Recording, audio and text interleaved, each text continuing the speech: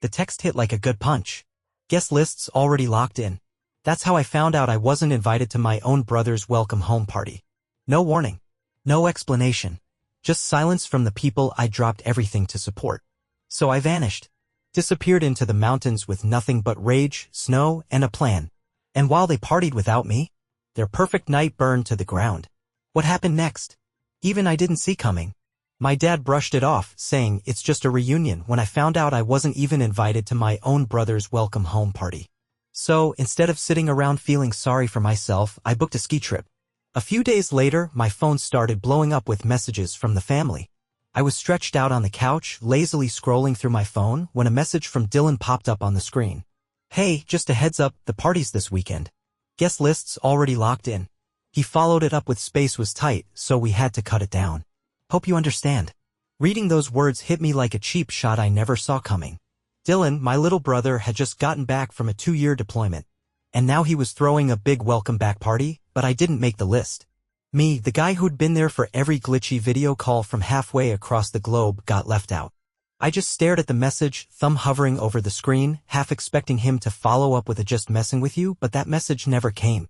And we were always close. I'd stayed up late on countless nights, talking him through doubts when he thought he wouldn't make it through basic training. I mailed care packages stuffed with his favorite beef jerky when he said the base food was unbearable. Hell, I even helped his fiancée, Kara, plan a surprise video call when he was stationed in Kuwait. And now? Now I was cut because space was tight. My jaw clenched as I scrolled through our old texts, messages filled with "You're the best, Nate," and "Can't wait to see you," and all of it just felt hollow now. I needed answers. So I called Dad, the one who'd been hyping this party for weeks. The phone barely rang before he picked up with his usual gruff tone. Hey kiddo, what's going on? I didn't waste time. Dad, Dylan just texted me. I'm not invited to his party? What the hell's going on? There was a pause, then a sigh, like I was being dramatic for even asking. Look, it's just a reunion, don't make it bigger than it is. The place isn't that big, we couldn't invite everyone. My grip tightened around the phone. Not that big? Dad, I just saw Dylan's post. He's got over 100 people tagged.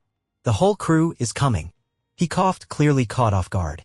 Well, you know how these things are, people RSVP last minute. It's nothing personal. Nothing personal? My chest burned. I had spent months designing Dylan's welcome home flyers for free, fine-tuning every little detail until Kara gave the green light. And now I get dumped like I'm some random extra. Dad, I'm his brother. I kept my voice calm but sharp. How does that not count for something? Another heavy sigh came through the line. Nate, don't blow this out of proportion. It's just one night. That line lit the fuse. I hung up, the anger bubbling just beneath the surface, already thinking up something that'd hit harder than a petty argument ever could. I just sat there, phone still warm in my hand from that call, the sting of my dad's words echoing in my head like a bad song you can't shut off. It's just a reunion. Just a reunion? No, this wasn't just anything. This was Dylan's homecoming. The same brother I'd rooted for through every military milestone. The same guy I dropped everything for when he needed someone to keep him sane. And now, thanks to Dad's casual shrug, it couldn't be clearer, my place in this family was optional. Expendable. I tossed my phone down on the couch and started pacing, the hardwood creaking under my feet. Every time I'd gone above and beyond for Dylan started flashing through my mind like some sad highlight reel. Proofreading his enlistment papers. Wiring him money when his truck broke down. All of it just made me feel like a fool. The anger kept building, turning from a slow simmer into something fierce. I'd always been the fixer, the one who smoothed over Dylan's messes. Like that time he got busted for a DUI after a bar crawl and I drove 2 hours in the middle of the night to pick him up, no questions asked. I even designed his engagement announcement last year, staying up till 4 a.m. just to get the stupid font right because Kara wanted it perfect. And what do I get in return? A half-hearted text about space issues and a dad who treats me like I'm overreacting about missing a movie night. I stopped pacing, hands clenched into fists, eyes locked on the photo sitting on the mantel. Me and Dylan at his boot camp graduation, arms thrown around each other like nothing could ever come between us. Guess something finally did. Then came the real punch to the gut. The next morning I was grabbing coffee at Brew Haven, still seething from the night before, when I overheard them, 2 of my cousins, Lacey and Brandon, parked by the window. Their voices carried over the noise of the espresso machine. Yeah, Dylan's party is gonna be wild, Lacey said, scrolling on her phone. Brandon leaned in, smirking. Guess Nate must have pissed him off or something. Not even invited. Lacey laughed. That cold, careless laugh that stings more than it should. Right? Kinda sad, honestly. I froze mid-step, coffee sloshing dangerously in my cup. The barista called my name, but it barely registered. My face was burning, those words sinking in deep. Pissed him off? Sad? I wasn't some distant cousin begging for a +1. I was Dylan's brother. People around me started glancing over, sensing the tension. I bolted out the door, the public sting of it scraping at my insides. By the time I got home, the humiliation had twisted into something sharper, rage, disappointment, all tangled up together. I sank into the couch, shaking, replaying every time I'd let Dylan off the hook. Forgotten birthdays.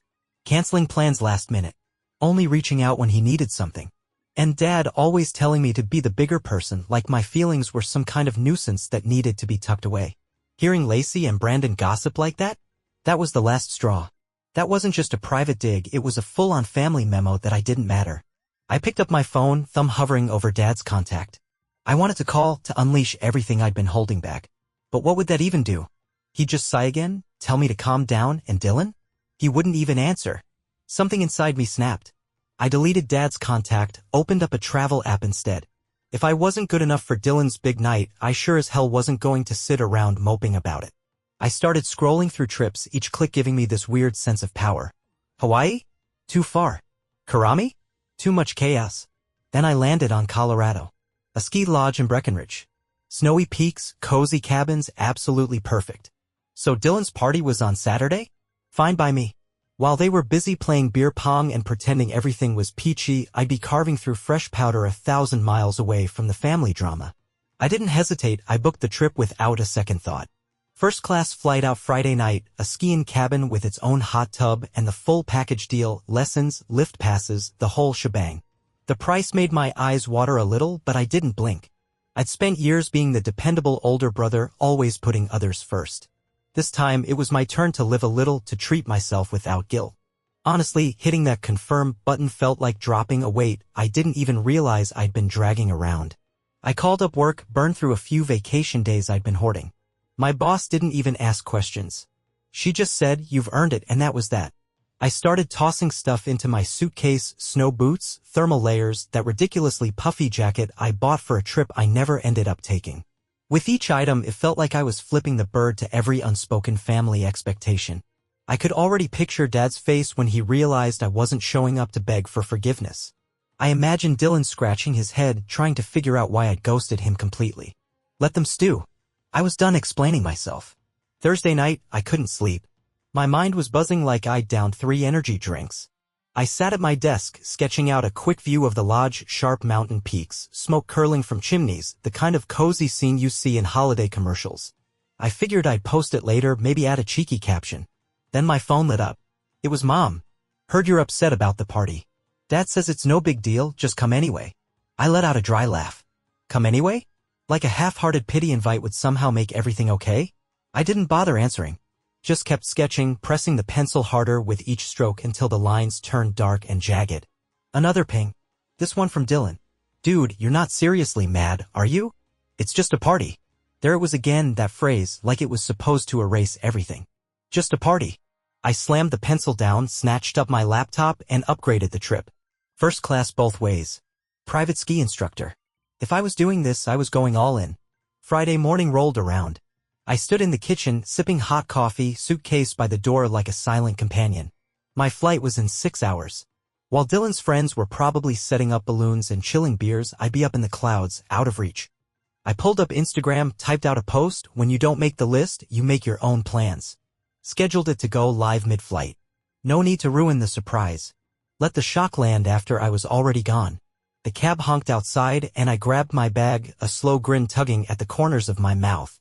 This wasn't just about running away, it was about rewriting the whole damn story. Dylan could have his party, and Dad could keep defending him. Me? I was heading for the mountains. Nothing and no one was pulling me back.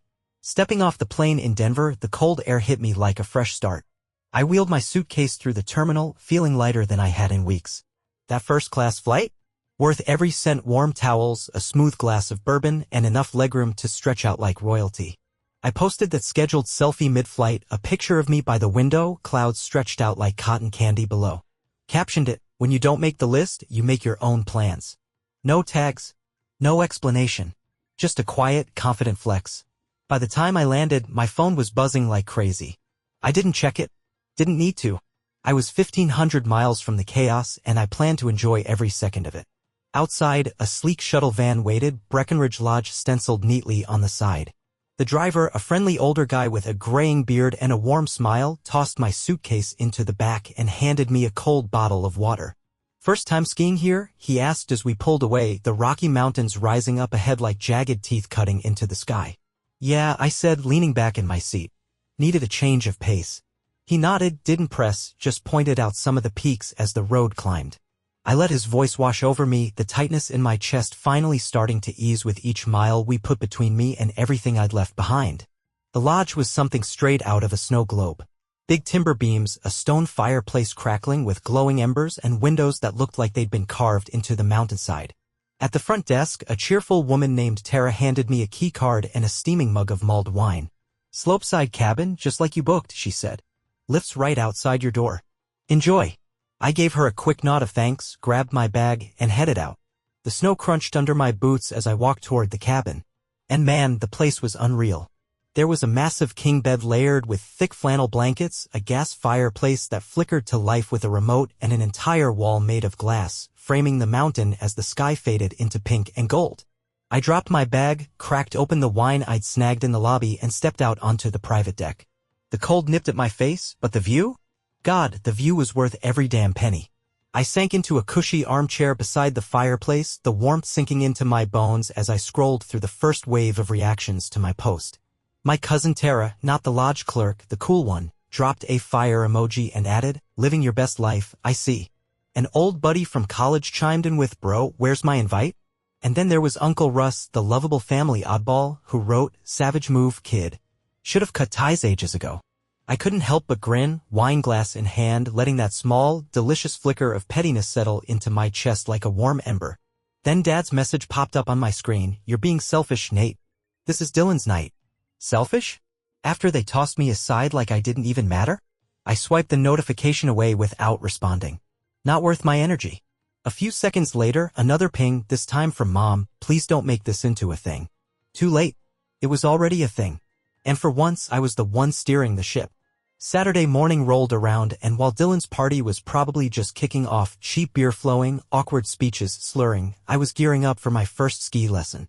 My instructor, Benji, was this wiry guy with a red nose and the laid-back energy of someone who lived for the slopes. He walked me through the basics. Knees bent, keep your poles loose. Don't fight the hill, let it take you. We hit a beginner run first, nice and easy. The moment I found my rhythm, it felt like flying. The wind cut past my face, snow kicked up behind me, and for the first time in what felt like forever, my mind went quiet. No family tension. No bitter texts. Just me, the slope, and the rush of movement. By midday, I was linking turns like I'd been doing this for years. Benji shouted from behind me, "You're a natural." His voice echoed through the powder. I laughed, breath catching in my chest as I snapped a photo from the ski lift, boots dangling, mountain peaks stretching into forever. I posted it with a cheeky caption, "Powder beats pity any day." Back at the cabin, I swapped the skis for a soak in the hot tub. Steam rose all around me, snowflakes sizzling as they touched the water. My phone buzzed on the edge of the deck, screen lighting up with new notifications, but I ignored it. The mountain was glowing under the floodlights, and in that moment, I knew I'd earned every bit of this piece, every damn bubble. Later that night, the lodge's bar pulled me in. It had that rustic vibe, with beams overhead, a solo guitarist in the corner playing something soft and bluesy. I grabbed a stool, ordered a whiskey neat, and let the warmth coat my insides like armor. A couple seated nearby started chatting with me. "Tourists from Seattle, in town for the season." "What brings you out here solo?" the woman asked, curious. I smirked and said, "Family reunion I didn't make the guest list for." So I upgraded. Her partner let out a laugh and raised his glass. "Here's to better company." We clinked glasses, and for the first time in a while, I felt something shift inside me. Maybe it was pride, or maybe just relief, whatever it was, it felt good. I'd finally chosen me. Sunday morning came in glowing, all sunshine and fresh powder. The sky was that brilliant blue that makes the snow look almost blinding. I geared up and hit the slopes again, this time pushing myself to try a blue run. My legs screamed halfway down, but damn, it felt incredible. Mid-run, my phone buzzed in my jacket. It didn't stop after the first vibrate, so I pulled off to the side and checked it. A message from my cousin Tara, the cool one again. "You're missing a full-on shit show.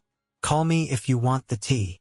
Curiosity tugged at me, but I shoved the phone back in my pocket and finished the run, wiping out at the bottom in a way that had me laughing like a little kid. Back at the cabin, I poured myself a coffee, propped my feet up by the fire, and finally called Tara. She picked up on the first ring, whispering like she was hiding behind a couch. "Oh my God. Okay. You are gonna love this," she said. "Dylan's party? Total disaster." I leaned forward, coffee forgotten. "Tell me everything." Tara didn't hold back. Apparently, Kara lost it last night. Walked in on Dylan getting too cozy with his high school ex. Right in front of everyone. She chucked her drink at him, full-on stormed out, Tara said, clearly enjoying every second. "Your dad tried to calm things down, but Dylan was wasted. Started screaming, punched a wall, broke his damn hand." I sat there, stunned, before a laugh burst out of me. "Wait, he actually broke his hand?" "Yup," she confirmed, giggling. "Your visit and everything. Now your mom's crying, your dad's furious, and Dylan's pointing fingers at everyone but himself." I shook my head, trying to picture the wreckage. "That sounds about right." We hung up, and I just sat there for a moment, the fire flickering, letting it all sink in. Dylan's big night, his so-called hero's welcome, it had gone up in flames, and I hadn't lifted a finger. I snapped a photo of the hot tub, steam curling into the cold air, and posted it. Guess I picked the right weekend to bounce. The likes rolled in fast, but I didn't sit around waiting for them. I stepped outside, the cold slapping my cheeks, and took a long breath of mountain air. This wasn't just a vacation. It was a line in the sand. Dylan could keep his party, Dad could keep his lectures, but I had the mountains, the whiskey, and my own damn peace. And I wasn't even close to finished. The sunlight cut through the blinds the next morning, waking me up with that kind of golden glow that promises nothing but good things. I stretched, feeling the stiffness from yesterday's runs, and shuffled over to the kitchenette.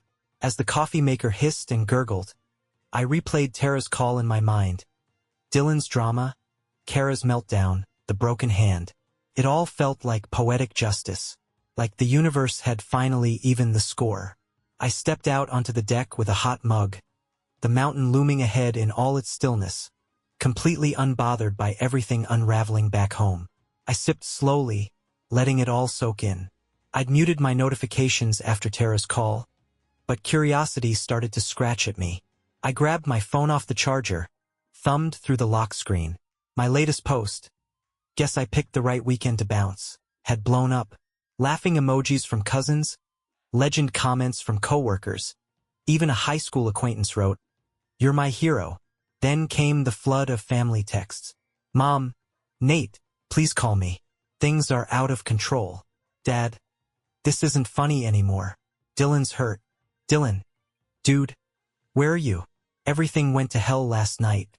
And then, the kicker. "This wouldn't have happened if you were here to calm me down. Thanks for nothing." I just stared at the message, halfway through a sip of coffee, disbelief giving way to a sharp laugh that echoed off the deck. Calm him down? After he'd left me off the guest list and acted like I didn't exist? Then Dad chimed in, "You abandoned us when we needed you most. Hope you're happy." Happy? I was more than happy. I was finally free. The same people who treated me like I was nothing now wanted me to play savior for a mess I didn't make. I slammed the mug down on the railing, coffee sloshing over the edge. "You've got to be kidding me," I muttered, shaking my head. The phone just kept lighting up. Another text from Mom. Then, of all people, Kara. "Nate, I don't know what to do. Dylan's a mess. Please call." I let out a low snort. Kara? The same Kara who once gushed about how I saved the day setting up that surprise engagement call? She hadn't said a single damn thing when I got booted from the guest list. And now she wanted me to be her lifeline? Yeah, no. I scrolled back through my messages, piecing together everything Tara had told me. Her story had holes and I needed the full picture. I hit call and leaned against the deck railing as it rang. She picked up right away, her voice still low but practically buzzing with excitement. "Oh man, you're in for it now," she said. "Where'd we leave off?" I asked, already grinning. "Dylan's hand?" "Right," she laughed. "Okay, so after Kara stormed out, Dylan just lost his mind. Started screaming at your dad, blaming him for inviting his ex." I could see it all playing out like a scene from a reality show. Dad screamed back, called him ungrateful, and next thing you know, they're in this full-on family showdown. Then Dylan swings at a wall, busts up his knuckles, and starts howling like a kid who just dropped his ice cream. Party's done at that point. Half the guests dipped out, the rest were just standing there, staring like deer in headlights. I chuckled, picturing it all, the sad streamers hanging limp, beer cans scattered like confetti, and Dylan clutching his busted hand like a toddler in meltdown mode. "Oh, it gets better," Tara added. "Uncle Lenny, you know, the one who thinks he's everyone's fun drunk? Yeah, he tried to break it up, tripped, and face-planted straight into the punch bowl." "No way," I wheezed. "Swear on Grandma's Bible," she said, cracking up. "Had to pull him out soaked in fruit punch. Looked like a crime scene." I nearly choked on air. "That's incredible." And then Grandma, oh my God, she stormed in and tore into Dylan. Called him a disgrace for cutting you out, said the whole night was cursed because of bad blood. Her words, not mine. Of course Grandma would be the one to drop the hammer. She's always been the family's wild card. "She's not wrong," I muttered, still smiling. "Oh, and get this," Tara said, barely able to contain herself. The venue shut the bar down early. Dylan tried to order shots with his jacked-up hand, so they kicked everyone out by 11. Whole thing was a train wreck. I hung up not long after, head spinning with the beautiful chaos of it all. Dylan's moment to shine had turned into a full-blown circus, and the best part? I wasn't anywhere near the mess. The phone buzzed again. "Mom this time. We're falling apart. Nate, please, we need your help." I ignored it. But then Dylan's name flashed on the screen, and this one gave me pause. "I'm sorry, okay? I didn't think it'd be this bad. Come home." "Sorry? Yeah?" After the coffee shop whispers? After the space constraints excuse? After they all pointed fingers like I was the problem? My jaw locked tight. It was way too late for that. I grabbed my gear, started lacing up my boots, mentally planning the rest of my day. Maybe hit a few runs, grab lunch at the grill. I needed movement, not more guilt. The phone wouldn't let up. A voicemail this time from Dad. I played it just to hear how bad it would get. His voice came through, low and gravelly. "This is on you, Nate. If you'd been here, Dylan wouldn't have gone off the rails. Call me." I hit delete so fast it might have sparked. "On me?" They'd erased me, laughed behind my back, made me the punchline. And now I was the scapegoat? Hell no. I stormed back inside, grabbed a pen off the desk, and scribbled a mental note across my brain. No more cleaning up their messes. The slopes were calling, and I answered without hesitation. I flew down a blue run with fire in my gut, each turn carving away another layer of their guilt trips. The snow sprayed behind me, the wind roared in my ears, and for once I wasn't running, I was reclaiming. At the bottom, I stopped to catch my breath and checked my phone one last time. Another message from Kara. "Please, Nate. I'm begging." I hovered over the block button just long enough to think it through, and then I tapped. Kara gone. Dylan gone. Dad, Mama gone. 4 taps. Silence. The quiet felt like a warm blanket. I shot Tara a quick text. "Sounds like the party was one for the books." "I'm good here." She replied fast. "You're a legend." "Grandma's still ranting." Said Dylan's reaping what he sowed. I chuckled, slid my phone into my jacket pocket, and headed for the lodge bar. I grabbed a burger and a cold beer, the place buzzing with ski chatter and laughter. Pure, uncomplicated joy. The bartender passed me a napkin with a grin. "You look like you just won something." I laughed, taking a sip of beer. Yeah, my sanity. I left a generous tip and headed out into the evening chill. The hot tub was waiting, steam curling into the purple dusk. I sank in slow, letting the heat pull every last bit of tension out of my body. I snapped a photo, bubbles rising, the mountain glowing in the distance, and posted it. Turns out I didn't miss much. Cheers to dodging bullets. The likes rolled in, but I barely noticed. Dylan's party was ashes, the family was scrambling, and me? I was untouched, free. Finally, I leaned back, stared up at the stars, and let the quiet swallow the rest. Monday morning came soft and slow, snow sliding off the roof in muffled thuds. I lay in bed for a while, letting the stillness sink in, feeling looser than I had in years. Between last night's hot soak and the beer, I felt like a new man. Eventually I rolled out of bed, brewed a fresh pot of coffee, and stepped outside in nothing but a thick robe and socks. The mug steamed in my hands as I stared out over the mountains. The Rockies stretched out like some giant wall between me and everything I'd left behind. Tara's last update and those blocked numbers had made one thing perfectly clear. I was done playing janitor for their emotional messes. I sipped my coffee, thinking of Grandma's line again. Bad blood cursed the night. Leave it to her to turn Dylan's tantrum into divine justice. My phone sat on the counter, silent as a stone. No guilt trips, no pity pleas, just peace. I finished my coffee, pulled on my gear, and headed out for another run. The blue trail felt smoother than before, like the mountain was finally letting me in. My turns were sharper, more confident. At the top, I stopped for a minute, breath fogging in the cold, and just took it all in. Dylan's big bash had gone up in smoke. The family was in damage control mode. And me? I was soaring. Back at the cabin, I kicked off my boots, flopped onto the couch, and opened the lodge website. My trip was supposed to wrap up on Wednesday, but why the hell rush back? I cracked my knuckles, opened my laptop, and extended the stay through next week. I kept skiing, tried out a backcountry tour, and spent a few more nights at the bar, soaking it all in. Work didn't care. Sent my boss another quick email, got the same relaxed reply as before. Take all the time you need. I smirked at the screen, already picturing Dad's expression when I didn't show up to play the good son. Let him stew. I locked it all in, booked the extra tours, upgraded my return flight to first class again, bumped it to next Sunday. With every new reservation, I felt the cord snapping just a little more, and it felt good. Lunch that day was a steak sandwich from the lodge grill. The place was buzzing with midweek skiers, full of laughter and clinking glasses. I grabbed a table by the window and ate solo, letting the quiet settle around me like a blanket. That's when Tara's text popped up. Heads up, Mom's planning an intervention when you get back. Thinks you're spiraling. I nearly choked on a fry, laughing into my plate. Spiraling? I snapped a photo of the sandwich, snowy peaks shining through the window behind it, and sent it right back. Tell her I'm too busy thriving. Not coming. Her reply came fast. Iconic. She's gonna flip. Good, I thought. Let her flip. I polished off the last bite, left a solid tip for the server, and walked out grinning. The thought of Mom's little ambush plan adding fuel to my already burning sense of freedom. That night, I hit the bar again. Whiskey in hand, same cozy vibe. The guitarist was covering Sweet Home Alabama, and the Seattle couple from the other night waved me over. I joined them, pulled up a stool, and we swapped ski stories while ordering a second round. Family still imploding? The guy asked with a grin, sipping his IPA. Oh, definitely, I said, swirling my glass.